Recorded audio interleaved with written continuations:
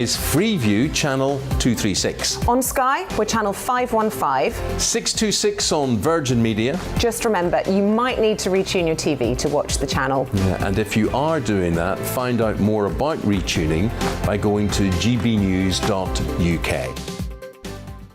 Join my show Farage, 7 p.m. till 8 p.m. Monday through Thursday, and there you will get opinion, analysis, debate, and I'll cover stories that nobody else dares to touch. And then for the last 15 minutes, talking pints. We're over a drink. We have a civilized conversation with someone. We very often disagree, but we do it in a grown-up way. Come and join me on Farage.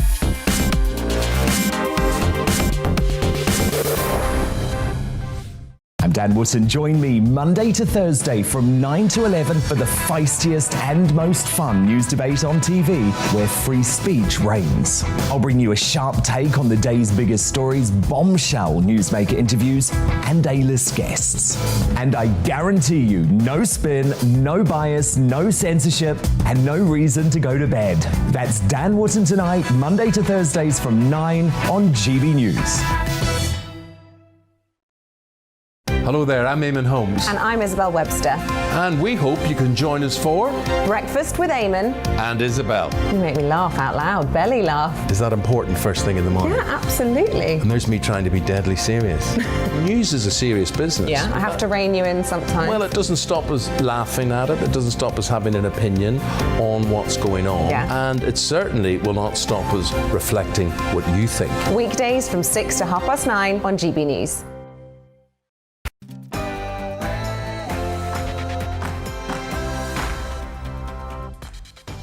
Good evening, I'm Alastair Stewart. Coming up on the programme, the United States and Russia hold frank talks as tensions threaten to boil over in Ukraine.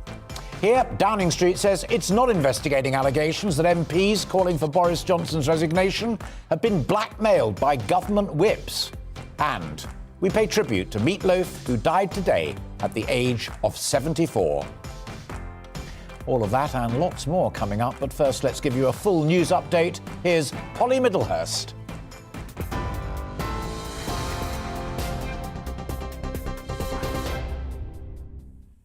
Hello there, I'm Polly Middlehurst in the GB newsroom, and our top story.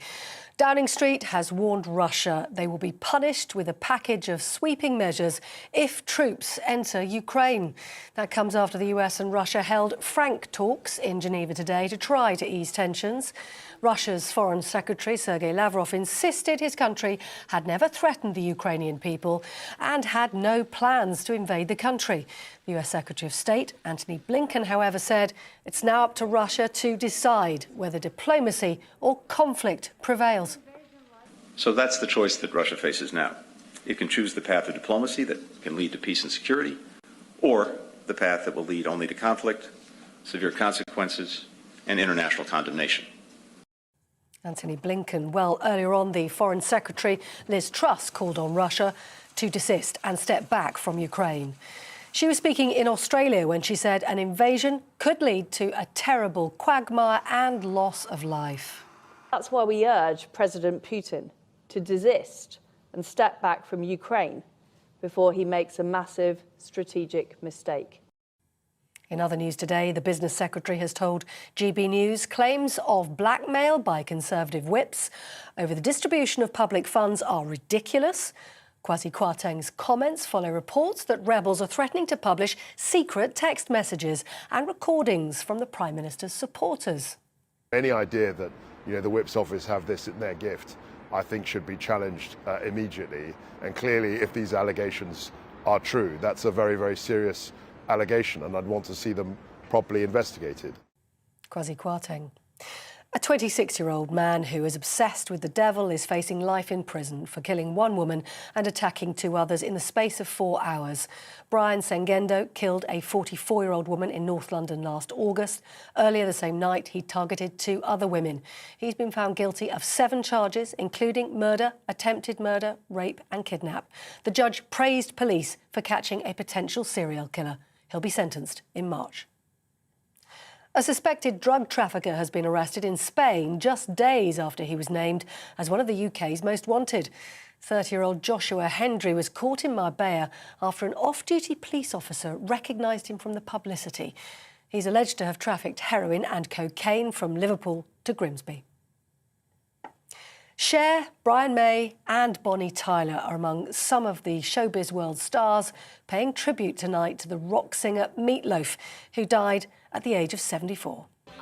In a career spanning 6 decades, Meat Loaf sold over 100 million albums, with hits just like that, I'd Do Anything for Love, and of course the infamous Bat Out of Hell. He also starred in 65 movies, including The Rocky Horror Picture Show and Wayne's World. Rest in peace. On TV, online and on your radio through DAB+, you're with GB News. Now more from Alastair.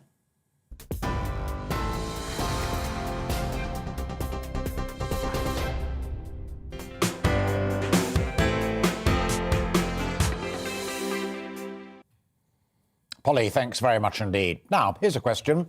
What did you wake up worrying about? And what are the things that are really stressing you out right now? Was it still who knew what about which lockdown party and when? Was it the looming letters demanding a vote of no confidence in the Prime Minister? The estimated scale of the revolt is variable and rather fluid. There's even a kind of hokey-cokey element to it. In, out with those letters. And the threshold of 54 letters still seems a long shot just now. Incidentally, it's Graham Brady, chair of the 1922 Committee of Tory backbenchers and the addressee of said letters, is thought to be on a walking weekend this weekend with his wife. One assumes he could be contacted by mobile phone, but this hardly seems the actions of an experienced man expecting the balloon to go up at any moment. Was it perhaps about how the Tory whips have said, be good and good things will happen, and be bad and they won't, to those rebellious Tory MPs? Whips are the men and women the political parties all employ, specifically to keep their MPs in order. Are they the brutal Machiavellis of modern politics creeping along dark corridors with weapons concealed about their person? Or are they merely up-and-coming junior folk doing their master's bidding? Mind you, as former Number 10 spokesman Jonathan Haslam observed this morning, if they were daft enough to send their evil threats by text, they're probably not the brightest bunnies on the farm. So what were you worried about? Perhaps it was the hint of a £500 grant to help the poorest with their power bills, as you continue to stress over the cost of living. Or was it the new Giga battery plant in the northwest of England, putting the UK on the front foot in the electric car industry? Or, as Polly was just telling us, the loss of Meat Loaf and the thought that we'll have no new recordings or performances from this giant of popular music? Or was it, and this is what I'm stressing about most, the itchy-footed 100,000-strong Russian army loitering with bad intent on the Ukrainian border, replete with tanks, artillery and armoured personnel carriers? The fact that we have possibly exposed ourselves, both by offering the Ukrainians weapons and deploying trainers from the British Armed Forces to help that ally, is, as it sits waiting for what President Biden seems to think the inevitable invasion, is also a cause of grave concern. And there's talk of us sending more, not only to Ukraine, but also to the Baltic states, forever in Vladimir Putin's eye. Now, the French and the Germans are cozying up to Putin, who supplies them and others with gas.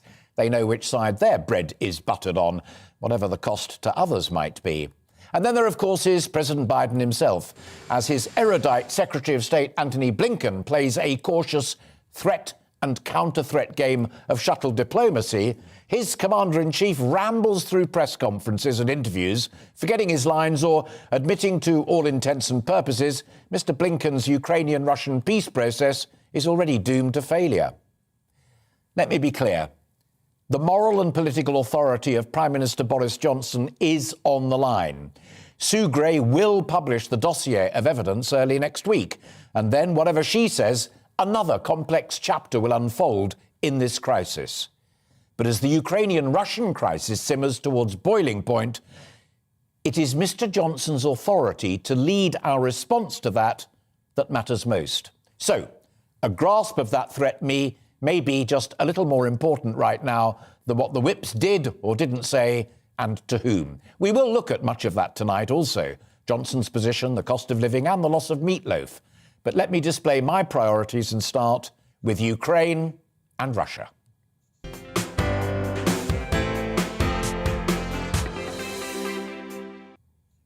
So the latest diplomatic efforts to de-escalate the situation on the Russian-Ukrainian border ended in Geneva earlier today. US Secretary of State Blinken described them as frank and substantive. His Russian counterpart, Sergei Lavrov, agreed they were frank. In diplomatic language translated into what we all speak, that means they were tough and honest at best, brutal at worst.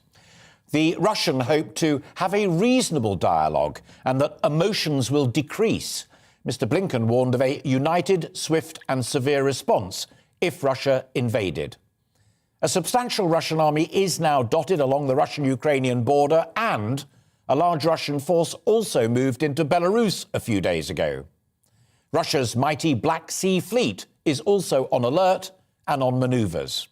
Now, the Russians say it's all about military exercises.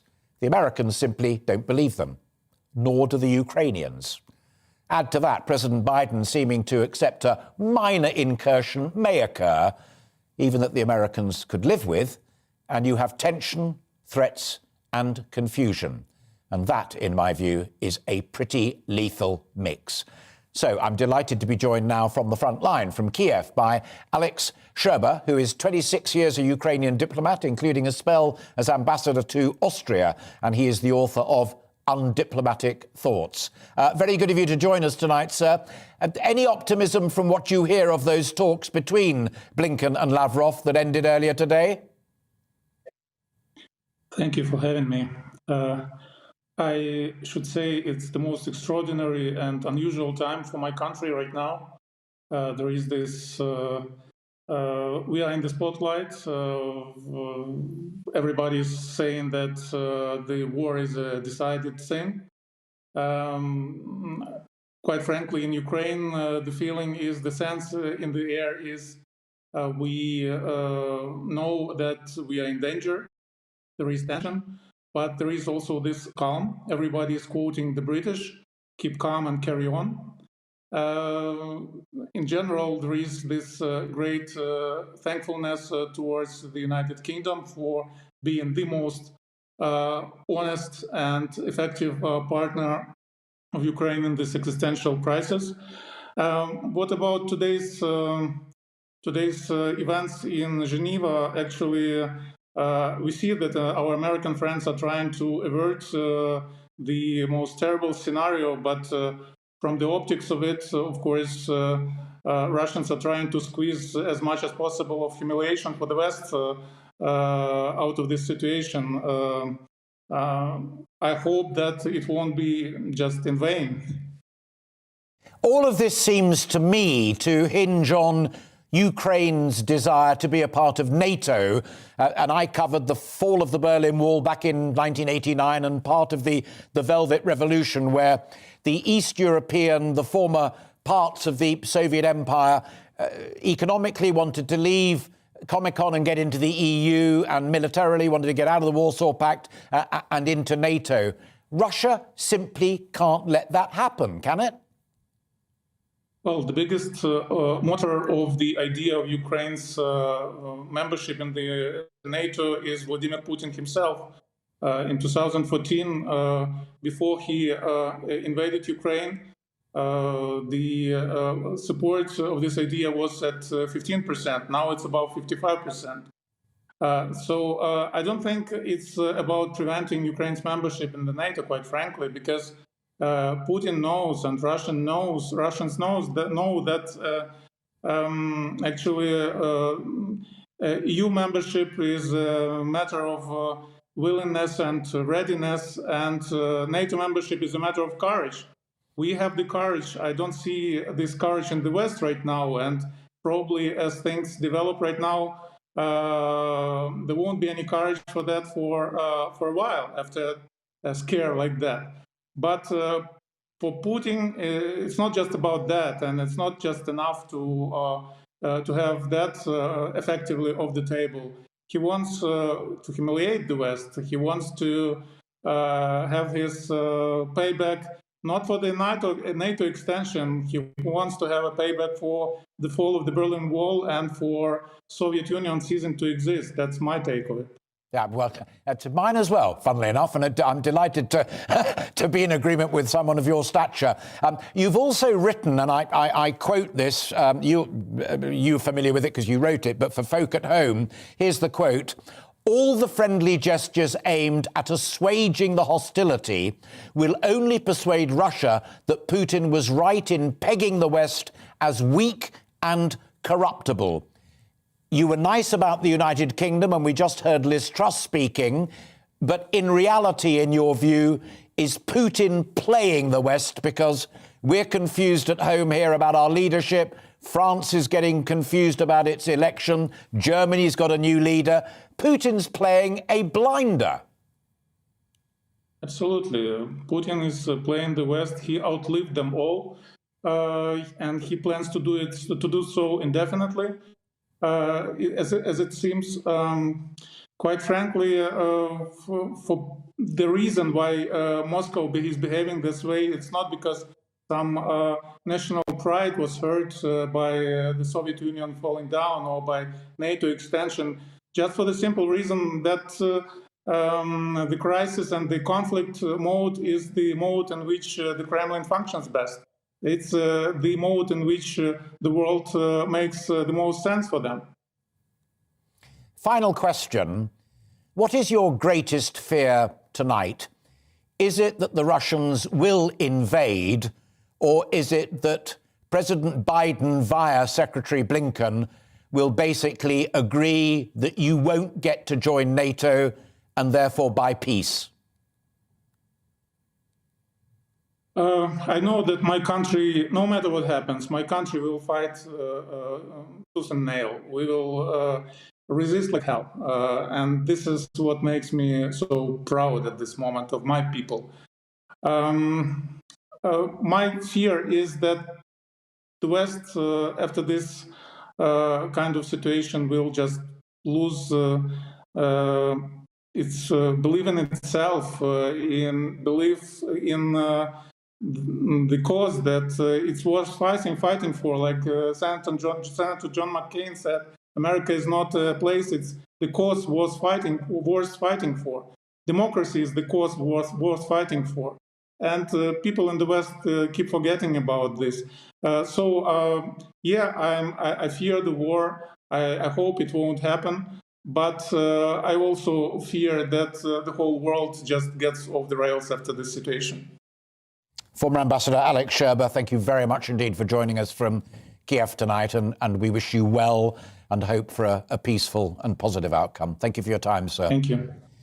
Alex Scherber there, 26 years, Ukrainian diplomat and former ambassador of his country to Austria. I'm delighted to be joined now by another former ambassador, Sir Christopher Mayer, formerly our man in the United States, who's also held many other dizzying offices, but we won't worry about those tonight. We want to talk sheer diplomacy. Christopher, were you able to hear much of what Alex was saying there? I had some problems connecting with you, and I only came in at the end of what he was saying, but that's perfect. Then let me pick you up on that. Let me pick you up on that. He was very complimentary about the UK standing four square and what Liz Truss was saying earlier on today. We're with you and what have you. But his nightmare tonight is either America says OK to Putin, there's no way Ukraine will join NATO, let's agree on that and not have a war, or there's a war. That's pretty bleak in Kiev tonight. Yeah, well, I'm afraid that Putin probably thinks that he's already achieved a number of his objectives. First of all, he's got the West's attention, and more particularly, he's got Washington's attention. And I think one of the things that was really upsetting him was the notion that he was being relegated to second-class status as an international power player, and all the kudos was going to China. So now he's put himself right in the front row as a problem which the United States needs to address. And that was something that did not exist before he deployed his 100,000 troops and more, whatever, around the frontiers of Ukraine. Secondly, something that he knows now that he has done because of Joe Biden's press conference a few days ago, and because of President Macron's speech in Strasbourg a couple of days ago, is that he has divided the Western alliance. That NATO is not a unified force on this matter. And Biden's stupidity in talking about a minor incursion as opposed to a full invasion has fueled Putin's, I suspect, self-congratulation on what he is doing. And as for Macron saying that you need an autonomous European response to the Ukraine crisis, i.e. without the United States and Canada inside NATO, must have given him even more pleasure, because the Europeans, through this obscure thing called the Normandy Project or the Normandy Process and the Minsk I agreement and the Minsk II agreement, Germany and France have been the European leaders of that, and they have failed. So if you're sitting in the Kremlin and you're answering the question, have I sown disarray and dissent among the Western powers? The answer is absolutely yes. And now the question is what he does next. Yeah. Just before we come to what he does next, I ask you a blunt question on behalf of a number of my correspondents, and we both know very well how this thing works, is what are we doing there? Why are we putting ourselves on the front line by sending weaponry and even young squaddies as trainers and pledging, if needs be, we'll send people up to the Baltic states as well? What's it got to do with us? Well, we are letting our foreign policy be driven by a certain kind of idealism rather than a certain kind of pragmatism. I'm afraid this is the difference between the idealist school of foreign policy on the one hand and the realist school of foreign policy on the other. Now, we don't talk about this much in the UK because we don't believe in these kind of ideological schools of diplomacy, but it's a big deal in the United States of America, a very big deal. And there in the US, ever since, if I can go back in time, Woodrow Wilson in the First World War and the Treaty of Versailles, which brought the First World War to a conclusion, the American attitude has been imbued with a sense of destiny, of ideals, of democracy, freedom, and so forth, as opposed to a sort of crude 19th century things, which are actually very relevant today, such as balance of power, spheres of influence. And one of the reasons that Henry Kissinger is not a great hero in the United States is because he believed in the pragmatism of other people's national interests, the need to find a balance, a sweet spot between the national interests of the Russians and ourselves. Spheres of influence, yes. Balance of power, yes. And our approach is an idealistic one. With Liz Truss's speeches all about freedom and democracy, blah, blah, blah. And we must stand foursquare behind Ukraine. Yeah. Admirable. But the pragmatic realism of this is we are not going to send the British Army into Ukraine to fight the Russians if they invade. We're not going to do that. We'll send them weapons, we'll send them equipment, we'll do some training, we'll flog them some ships and stuff like that, but we won't do the essential thing as we did with Poland in 1939. Sure. And that is the realistic position. And we've let ourselves, to a certain degree, get drawn into this. Yeah, a crucial distinction. Let me take you back to the bit you were saying a moment ago about the United States and carry on exactly from where you are now.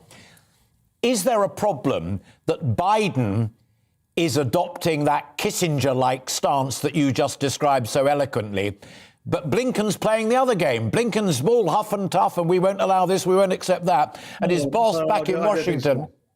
No, Alastair, I don't think that's the case at all. I think the notion that Tony Blinken is pursuing a path which is different from that of the president is, I think, there's nothing in that at all. I'm afraid hang on a minute, Christopher. On the basis, and you yourself referred to it, where Biden says, well, you know, a minor incursion is probably likely to happen. Acres and acres of explanation after that. But Blinken this very day said to Lavrov, any move at all will be met with full force, full aggression and the rest of it. Those two don't stand together. No, they don't stand together. And what was very interesting is when Biden was doing his almost 2-hour press conference. When was it? Well, Friday night, I think it was on Wednesday night. It's clear that Biden, after half an hour or so, was losing his faculties. And I think when he talked about a minor incursion, he was letting slip something that he'd been talking about, which was highly confidential in private, which kind of emerged under the pressure of journalists' questions. Because there is no doubt at all that in London, I mean, I don't know for sure, but I can't imagine it's different. In London and in Washington, people are saying, yeah, but what if it's not a full-blooded invasion? What if it's just Russian paratroopers grabbing another piece of land? Do we go full-blooded sanctions against Russia? What do we do? This is a subject of major discussion, but you don't want it to come out in public.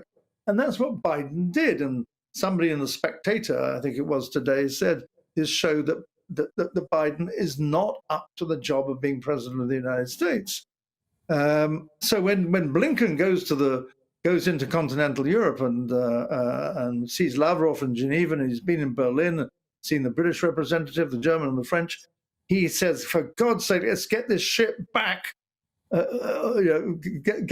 the thing back on the road. And even before Biden's press conference had ended, the White House was already amending what he had said, get back to the orthodoxy. Yeah? Tricky. So it's a complete, may I say this? It's a complete bugger's muddle at the moment, to be perfectly honest. You could have waited until 9 o'clock, but Is it 9 o'clock already? My God. One very quick last one with no Anglo-Saxons or expletives or anything of that nature. Given your wealth of experience and your calm analysis, will it be more jaw-jaw, or do you genuinely fear tonight there could be war? Well, I always worry about miscalculation and misunderstanding. When I think of the Cold War, the original Cold War, one of the things I recall was it was a highly regulated conflict, if you like. There were loads of treaties and understandings and hotlines to make sure that neither side misjudged the other, which would lead to a nuclear catastrophe. What worries me about the present situation is that it is almost entirely unregulated compared with the original Cold War. Treaties which were valid then have been disowned either by the Americans or by the Russians. There are no rules of the road anymore. Are there any back channels left? I mean, I don't know. So the scope for misunderstanding the motives and the likely actions each to the other side is enormous. And that is what I fear, miscalculation. I do not believe there'll be an all-round full invasion of Ukraine because the Russians don't have enough troops to do that who are in situ at the moment. 100,000 is not enough. But some kind of, what did Putin say, some kind of military technical thing is very possible. And we don't know what the Russians mean by that.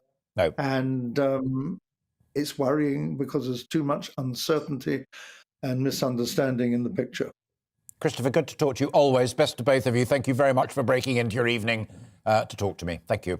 That is Sir Christopher Mayer, their former UK ambassador to the United States. After the break, we'll be discussing a controversial and eventful week for the Conservative Party. After this.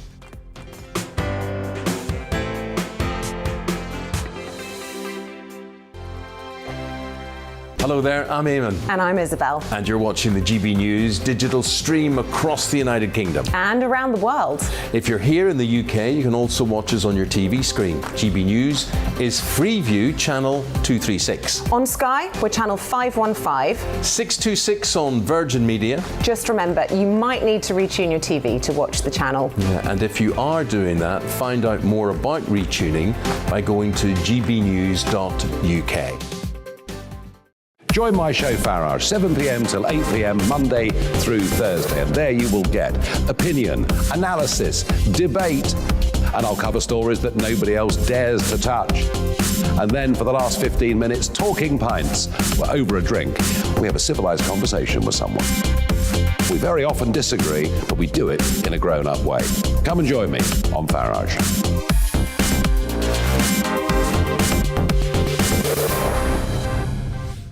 I'm Dan Wootton. Join me Monday to Thursday from 9 to 11 for the feistiest and most fun news debate on TV, where free speech reigns. I'll bring you a sharp take on the day's biggest stories, bombshell newsmaker interviews, and A-list guests.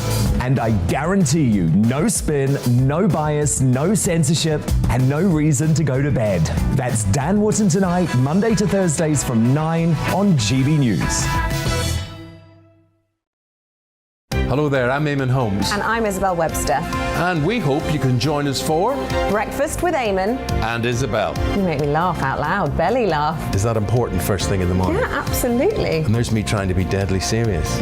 News is a serious business. Yeah, I have to rein you in sometimes. Well, it doesn't stop us laughing at it. It doesn't stop us having an opinion on what's going on. Yeah. And it certainly will not stop us reflecting what you think. Weekdays from 6 to 9:30 on GB News.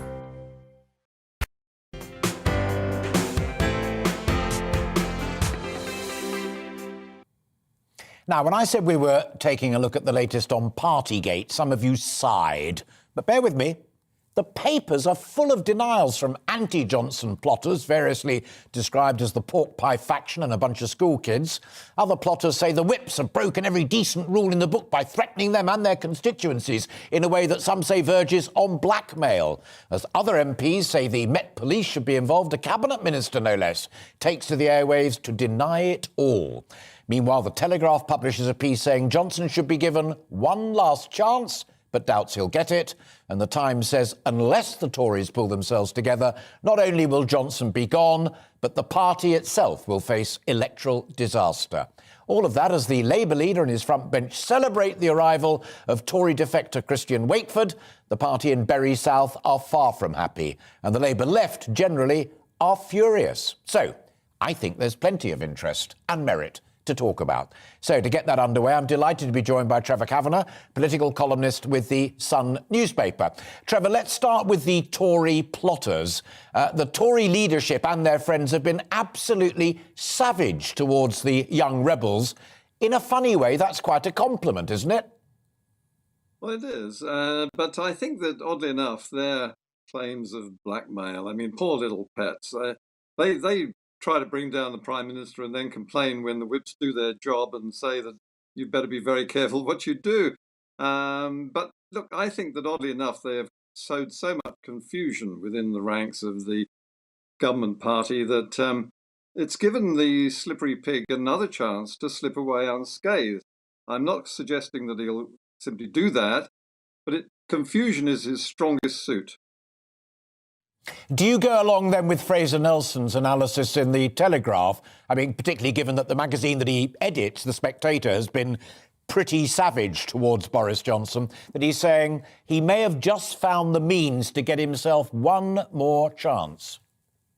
Yes, I think Fraser's article, very well argued, was a straw in the wind for Boris because, as you say, both the Spectator and the Telegraph, his old stamping ground, Boris's area of journalist expertise, both of whom were his strongest backers in the early days, have been pretty tough on Boris throughout all of this. There's no quarter given by his former allies in this matter at all.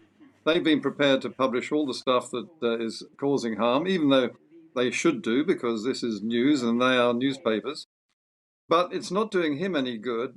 However, I think that Fraser has sniffed the wind here, which is that be careful of what you wish for.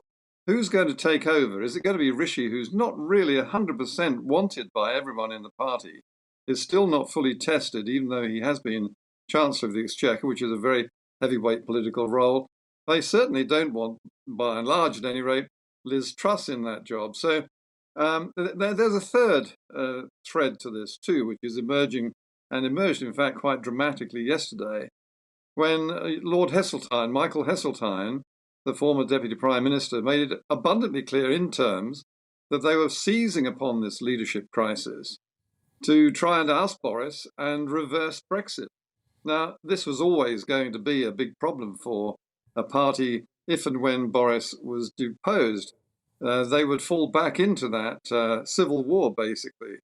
But what Heseltine has done is really speak on behalf of the House of Lords, the Labour Party, the Liberal Democrats, and a large chunk of Boris's Tory backbenchers by saying effectively the game's back on. Yeah. If Boris goes, they'll want a new referendum. Absolutely. And when Lord Adonis said it, less significant, but when Heseltine says it, goodness me, they sit up and listen. On the substance of the story, another significant development, we read that Sue Gray, the senior civil servant looking at all of this stuff, has now found the email in which a senior civil servant warns the Prime Minister's private secretary not to hold the party. That's quite interesting, but not the end of the story, because it all hinges on whether his private secretary then passed the warning on to the Prime Minister. If that is shown to be the case, he's dead in the water, isn't he? Well, all these questions must be asked by Sue Gray. She cannot deliver a whitewash. If it's a whitewash which clearly avoids the questions and evades the issues, it will be seen as effectively a condemnation in its absence. So she can't duck the issue. She has to, if she's got evidence, she needs to address it, ask Boris about it, and deliver it in her report.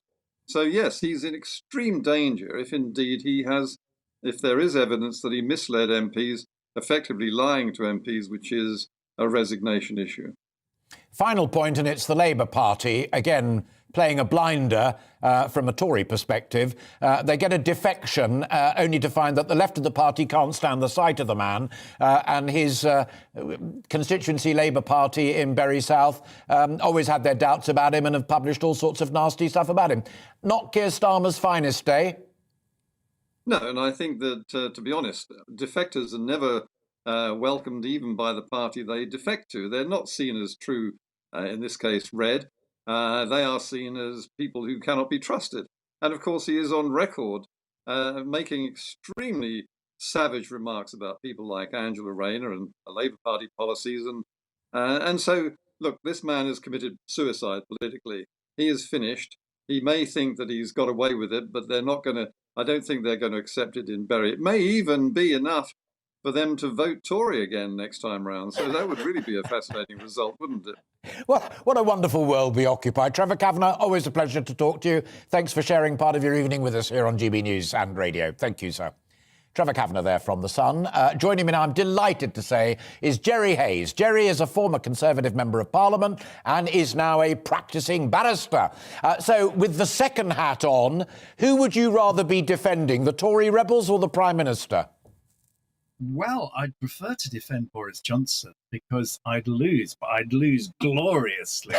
And it's interesting that you, me and Trevor Kavanagh, three old boys who've seen it all over and over again. And what we're seeing is the classic cornered Prime Minister's playbook.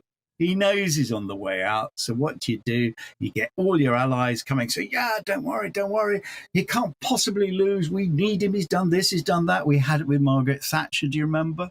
We had it with Ted Heath. Ted Heath was saying, who on earth could possibly replace me? And Margaret Thatcher came along and they said, oh, terrible mistake. Well, she did quite a good job. Poor old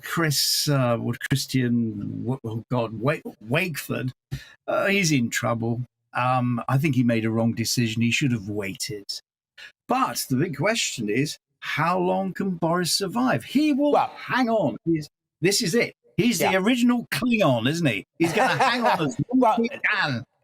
I hope you were able to hear what Trevor was saying, because I put to him, well, this point about Fraser Nelson, who is a lot younger than all three of us, but is a very astute cookie. He, as Trevor put it, maybe has sniffed the wind. Maybe despite Boris Johnson having all of those problems that we've discussed and described so many times, he's just sensed that it's a chance to be a bit more bullish. He might just have one more chance in him. But when you are an addicted political gambler, there's always one more chance. There's always one more roll of the dice. It's the polls, and we spoke about this last time. Yes, it's the polls that will kill him. But one thing that I didn't agree with Trevor on, and it's a Downing Street plot, not helped by Michael Heseltine, not helped by Adonis. The Brexit issue is dead. It's over. There's no majority for it. There's no appetite. We've got it. The trick is to make Brexit work. That is the challenge, whoever takes over. from Boris Johnson.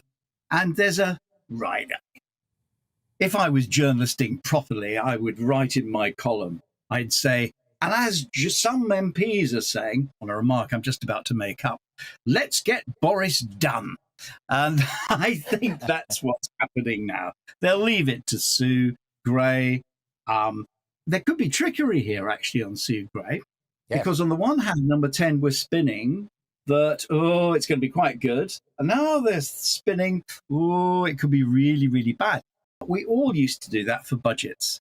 If a Chancellor of the Exchequer wanted to calm down the bad news, he'd put out even worse news. Absolutely. So when that's it. So you don't know. The fact of the matter is, Alastair, they're all lying.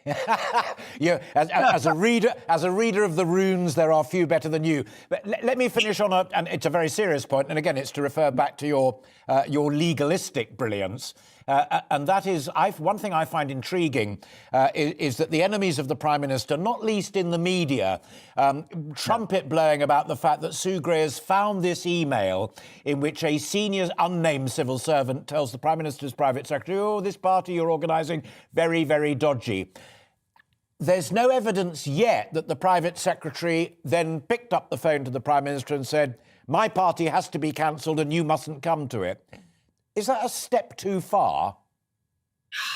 Do you know, I'm not sure whether that's going to take us anywhere at all. The big thing is trust. That's the thing. What's got traction at the moment? How many people are going to read the Sue Gray report?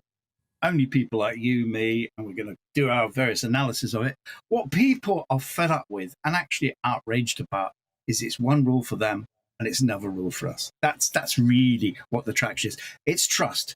Can we trust Boris Johnson? Is he a winner or is he a loser? That's the thing for the Tory backbenchers to consider, isn't it, really? It's the biggest jury trial ever. Jerry Hayes, always great. I wish I was doing it. Bide your time. Great to talk to you, Jerry. Have a lovely evening, and thanks for breaking into it to talk to us here on GB News Radio and Television. Jerry Hayes there, a good friend of mine, former Tory MP and now fine barrister. After the break, should kids in schools wear masks? Some head teachers have defied the government's easing of Plan B restrictions. The whys and wherefores after this.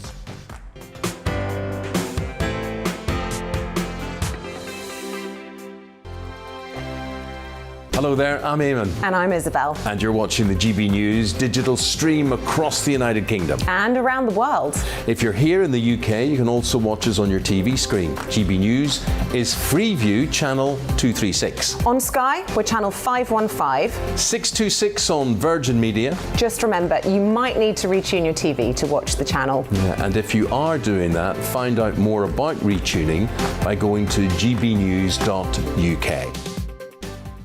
Join my show Farage, 7 p.m. till 8 p.m. Monday through Thursday. And there you will get opinion, analysis, debate, and I'll cover stories that nobody else dares to touch. And then for the last 15 minutes, talking pints. We're over a drink. We have a civilized conversation with someone. We very often disagree, but we do it in a grown-up way. Come and join me on Farage.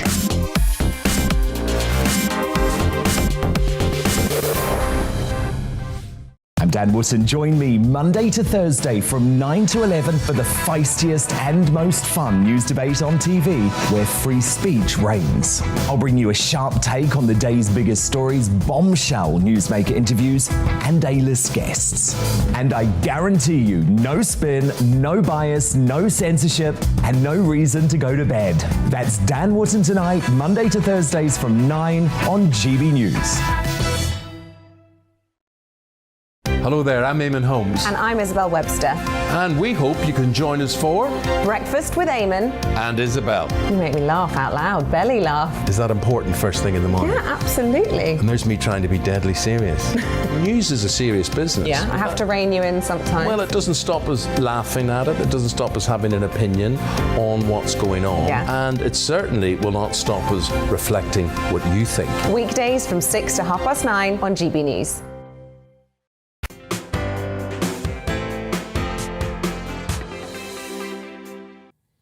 Some head teachers and school leaders are defying the government over face masks in the classroom, and they insist that they will remain in place.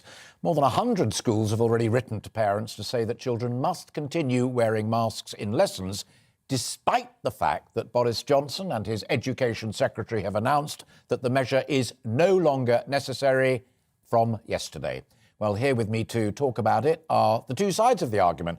Christine Cunliffe, who is the school principal at LVS Ascot, and Steve Chalk, Chief of the Oasis Academy Trust. Thank you both very, very much indeed for joining us this evening.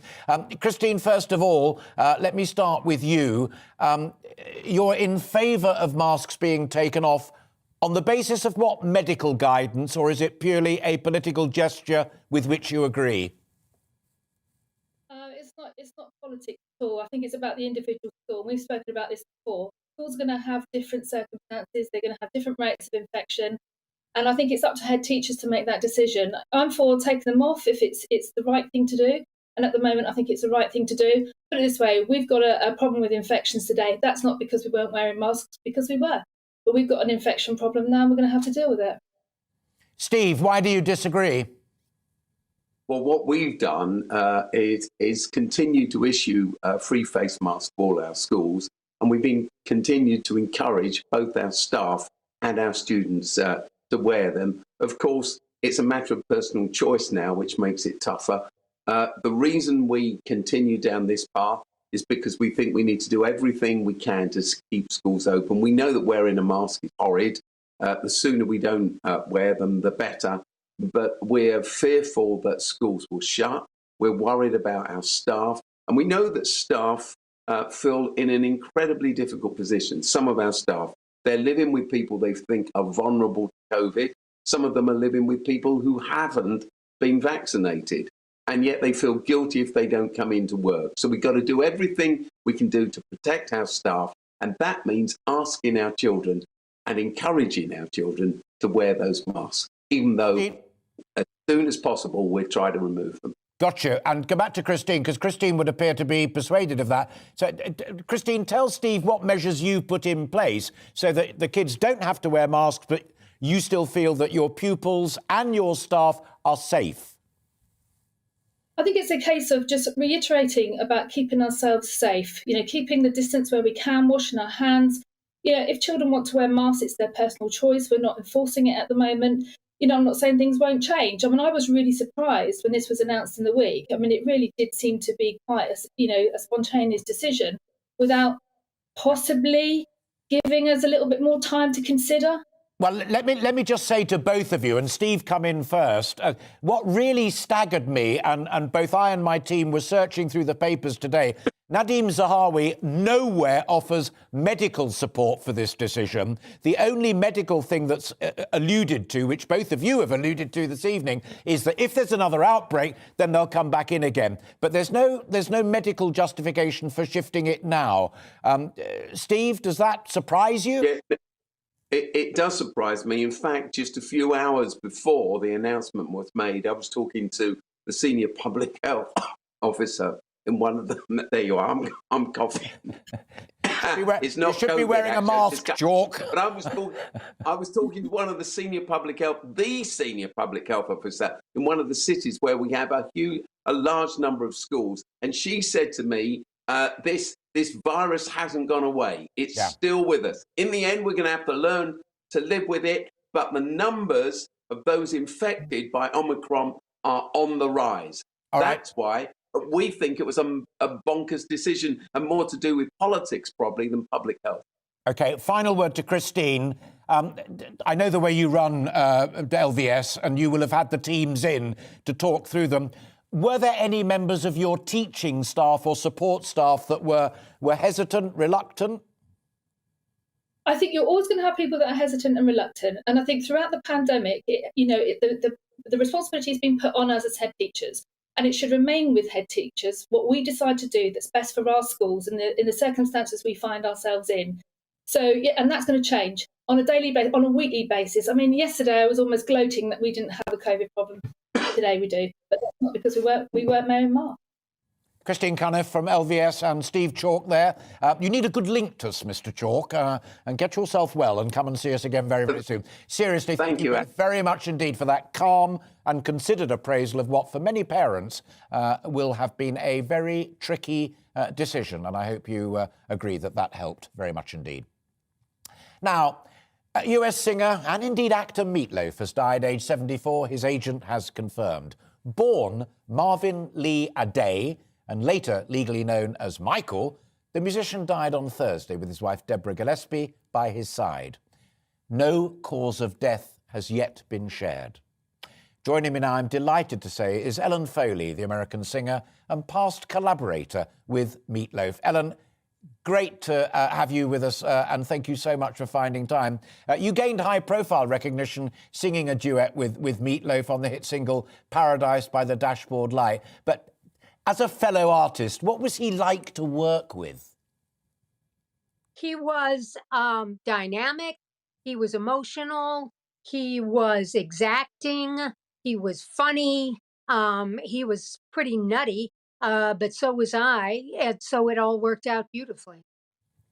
He comes across, reading an awful lot about him today, as having so enjoyed these last few years with his wife, with his kids, clearly hugely successful and wealthy man, but loved nothing more than coaching the Little League baseball team.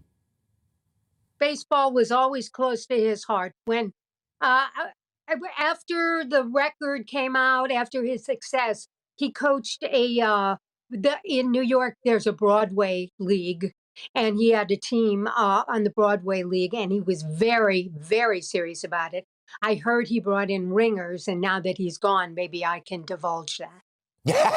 Do you know what I mean? Yeah, I think I just about do, having lived in the... Do you know what I mean? I don't know if that's a universal... I'm not going to translate it, but... Final point, and it's a serious one, going back again to your role as a fellow artist. Everybody seems to be saying that his songwriter and collaborator Jim Steinman was almost as much Meat Loaf as Meat Loaf was himself. Yes, I would say that. If Meat Loaf was an entity, Jim Steinman was half of it, because Jim Steinman created Meat Loaf as we know him as a recording artist.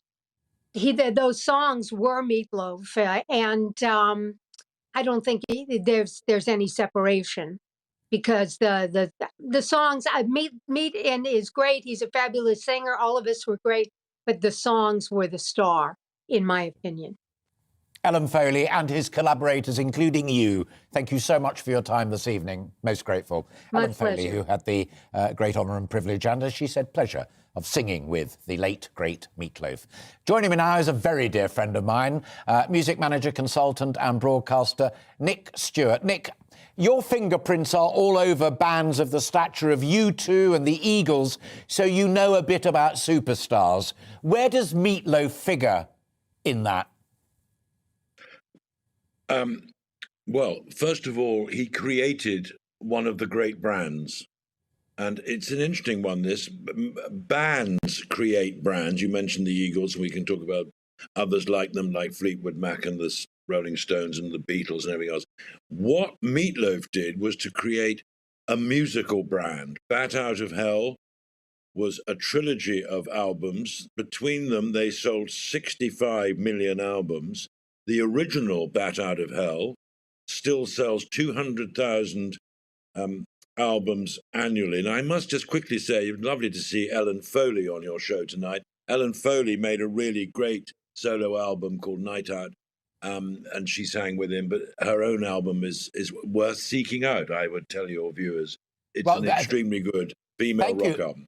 I'm glad you said that, because what a charming woman. You've also, talking of charming people, you've spoken to your chum Alice Cooper today. What did he have to say about it all? He said, I remember when you would see his show, he would treat the audience almost like a Pentecostal preacher, and he was so powerful on stage. Working with Meat Loaf was one of the main reasons I wanted to do the movie Roadie in the first place. I wanted to watch him show off his acting chops. I think he succeeded in everything that he did. There was nobody, and I mean nobody, like Meatloaf. His shoes can never be filled. Now, that's one of the great rock showmen of the last 40 years, Alice Cooper. A most charming man himself. But he obviously really appreciated. And the extraordinary thing with Meatloaf was, I'm just going to throw this in, he began in LA, in Huntington Beach, in a club called The Cave. He was a support act for Them, featuring Van Morrison. Oh, yeah, Question absolutely. Mark and the Mysterians. Gloria. Yeah. Question Mark and the Mysterians doing 96 Tears. That's how long he goes back. Extraordinary. His great collaborator, Jim Steinman. They worked on Bat Out of Hell. Todd Rundgren, formerly of the Nas and then Utopia and everything else, he thought it was so hilarious. He said, I've got to take this into the studio and do it. So he did it with members of his own band, Utopia. They purloined a couple of members of the E Street Band. That's something not many people know. And so Bat Out of Hell took 4 years to get ready and none of the major record labels actually wanted to put it out. They will regret it. Nick, we've got 2 minutes left. I've got to quickly move on. I was chatting to you on the phone earlier today about Adele, and I said, what does it mean financially? I mean, why is she suddenly stopping it at 24 hours' notice? But what does it mean financially? I've tried to do some research for you, Alastair, on this in terms of what the underwriters will be made to pay in terms of cancellation. I want to say something here. This is very sad. Because the one thing Adele, as an artist, has always done is really appealed and looked and talked to and been, very keen on her fans. And watching that Instagram video of her all in permanent tears saying how sorry she is, I found actually rather moving. Now, I know people have flown over to America from England and Australia. I can feel the pain of people who got Christmas presents and for tickets and all that, and it was done very late. But I've got a sense of sadness tonight about her having to cancel those shows. The Coliseum in Caesar's Palace is a fantastic venue, seats 4,200 people. She wanted to put on an amazing show, and I am going to throw one thing in. I'm going to say this very quick. In the music business, the show must go on, and I sense that maybe if I'd been advising her, I'd have said, Adele, go on with the piano. Just you sing. Give those people that have come. Nick, I'd have gone to see that, and I'm sure she'll be back. Thanks for your time and for your guidance, as always, Nick Stewart. That's it from me and from him. Next up, Mark Dolan. See you tomorrow at noon. Good evening. It's not as cold out there this evening as yesterday because there's more cloud around. That cloud is going to make for quite a grey weekend for most of us, but a few spots will continue to see a bit of sunshine, and most of us are not going to see any rain thanks to this area of high pressure that's been ambling across the country for the past couple of days and will stick around for much of next week. There are weather fronts approaching the far northwest and across the Highlands, the Western Isles. There will at times be some drizzly rain, certainly through this evening and overnight, but for most it is a dry night, but with a lot of cloud. Still some breaks in the cloud across eastern England, parts of the south, and where those breaks persist, a touch of frost is still going to happen. But for most towns and cities, warmer than last night, that cloud acting like a blanket and keeping temperatures above freezing. That cloud, though, is obviously going to blot out the sun for most of us during Saturday. Parts of eastern England, northeast Scotland, and across parts of the south will see some breaks in the cloud and a bit of sunshine. That cloud, though, quite thick across the Highlands, Argyll and Bute, with some rain at times here. Otherwise, though, most of us will be dry. Temperatures a little higher than today's values, 7, 8. Top temperatures probably northern Scotland, where we could reach 11 or 12 with a bit of brightness, say Caithness and Sutherland or the Moray Firth. Still some patchy rain across the Highlands, the Western Isles during Saturday evening, but elsewhere, if you're heading out tomorrow evening, it should be dry, but again, it will be fairly cloudy. Again, a few pockets of frost possible on Sunday morning, and again, during the day, we'll see a few breaks in the cloud, maybe parts of East Wales, northeast England, northeast Scotland, so some blue sky here. Otherwise, most of us just rather glum but dry. The main exception to that, dry weather again, the far northwest, where there'll be some rain and drizzle over the highlands. Quite breezy all weekend across the northwest, those winds strengthening further on Sunday. Temperatures again 8, 9, 10 Celsius. At times weather fronts will push into the far north, but for most high pressure hangs on even into next week, keeping things largely dry.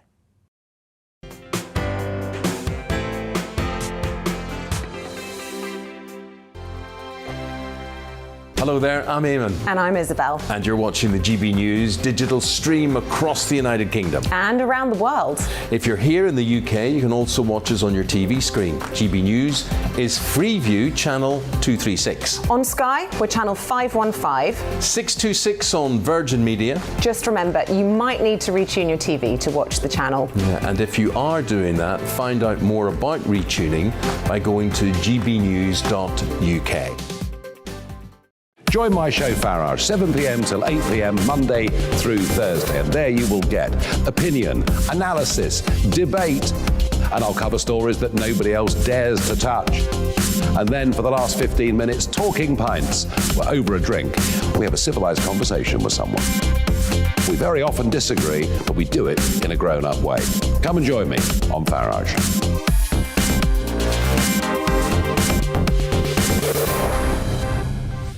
I'm Dan Wootton. Join me Monday to Thursday from 9 to 11 for the feistiest and most fun news debate on TV, where free speech reigns. I'll bring you a sharp take on the day's biggest stories, bombshell newsmaker interviews, and A-list guests.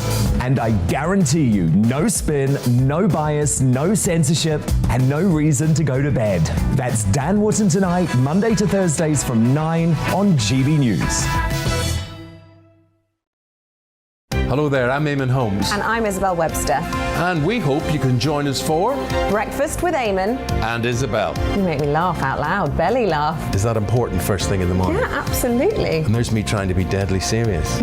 News is a serious business. Yeah, I have to rein you in sometimes. Well, it doesn't stop us laughing at it. It doesn't stop us having an opinion on what's going on. Yeah. And it certainly will not stop us reflecting what you think. Weekdays from 6 to 9:30 on GB News.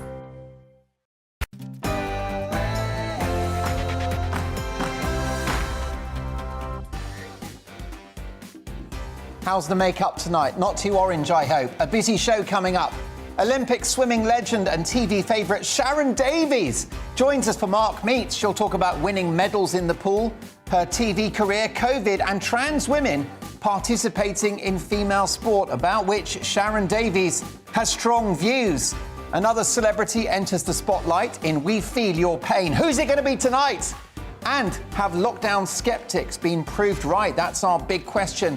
We'll hear from some of the most respected scientists in the world who, I'm pleased to say, don't agree. That's what this show is all about. Opinions, including yours. I'll be airing your views later in the show via email, mark@gbnews.uk.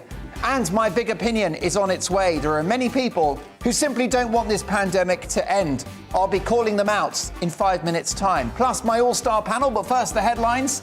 And with us all evening, Polly Middlehurst.